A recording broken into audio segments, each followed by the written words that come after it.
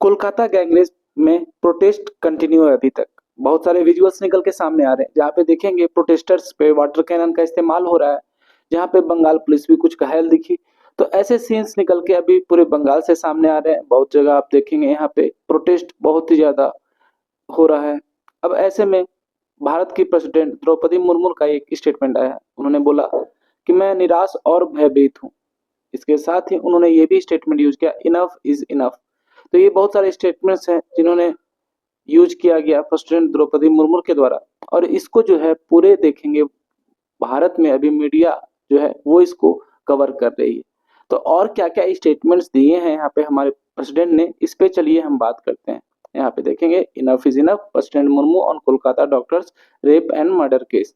तो यहाँ पे सबसे पहले प्रेसिडेंट ने बोला है कि ये बहुत डिप्रेसिंग है कि जो रेप केस है, ऐसा नहीं है कि ये सिर्फ अकेला रेप केस है, बहुत सारे रेप केसेस कंटिन्यू होते जा रहे हैं। जो ग्रुसम मर्डर और रेप और मर्डर हुआ कोलकाता में, वो पूरे नेशन को शॉक कर दिया है। और ये जरूरत है पूरे लोगों को एक साथ आने की और बोलने की, इनफ इज इनफ। उन्होंने ये भी बोला कि हम लोग जो है कोशिश करेंगे कि जो क्राइम अगेंस्ट वुमेन है, इसका रूट कॉज को हम लोग जाने कि कैसे ये हम लोग कंट्रोल कर सकते हैं। उन्होंने बोला कि सबसे दुखी बात तो ये है कि विक्टिम्स सिर्फ ऐसा नहीं है कि मतलब बड़े लोग होते हैं, यहाँ तक कि किंडर गार्डन्स की लड़कियों के साथ भी ऐसा अत्याचार हो रहा है।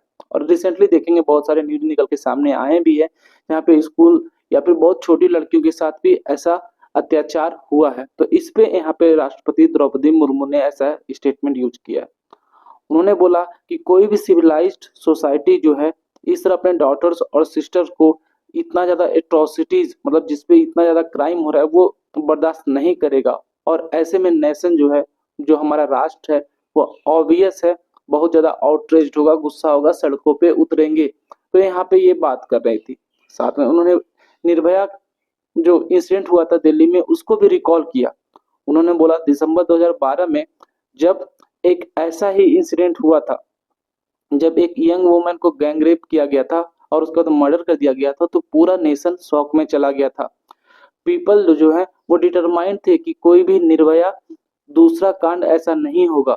लेकिन सरकार ने कोशिश भी की, कुछ हद तक कंट्रोल भी किए हम लोग, लेकिन फिर भी हम लोग इसको जड़ से मिटा नहीं पाए, पूरी तरह तक इसको कंट्रोल नहीं कर पाए। ये टास्क जो है अनफिनिश्ड रह गया। और ये तब तक अनफिनिश्ड रहेगा जब तक आपका जो कोई भी वुमेन है वो हमेशा जो है अनसेफ फील करेगी वर्किंग प्लेस पे या कहीं भी कोई भी इन्वायरमेंट में, जब वो अनसेफ फील करेगी जो वहां पे रहती है। उन्होंने बोला कि इन 12 ईयर में जो ट्रेजेडी हुआ था दिल्ली में, उसके बाद बहुत सारे ट्रेजेडीज कंटिन्यूज आए, बहुत सारे ट्रेजेडीज हुए, लेकिन कुछ ही ऐसा इंसिडेंट होता है जो पूरे देश को झकझोर के रख देता है। और कोलकाता मर्डर और रेप केस भी ऐसा ही है। लेकिन यहाँ पे उन्होंने एक टर्म यूज किया है कि जो हमारे देश के लोग हैं उनको कलेक्टिव एमनीसिया है। कलेक्टिव एमनीसिया का मतलब बातों को भूल जाना, कि प्रोटेस्ट होंगे, कुछ टाइम बाद वो लोग भूल जाएंगे इसको भी, एक मेमोरी बन के दफन हो जाएगा। फिर कुछ ऐसा हेनियस क्राइम आएगा, लोग आएंगे फिर से और फिर से करेंगे। उन्होंने बोला कि हम लोग को अपनी बेटियों के लिए जो हर्डल्स आ रहे हैं हमारे सोसाइटी में, वो हटाना पड़ेगा, ताकि हमारी जो बेटियां हैं वो आराम से जी सके जिंदगी और फ्रीडम जो है वो पा सके, बिना फियर के हमारे देश में रह सके।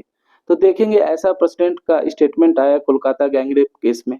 आपको बता दें यहाँ वेस्ट बंगाल गवर्नमेंट में काफी प्रेशर में है। ममता बनर्जी का भी बहुत सारा स्टेटमेंट आ रहा है जो मैं आगे लेके शॉर्ट्स वीडियो में बताऊंगा आपको।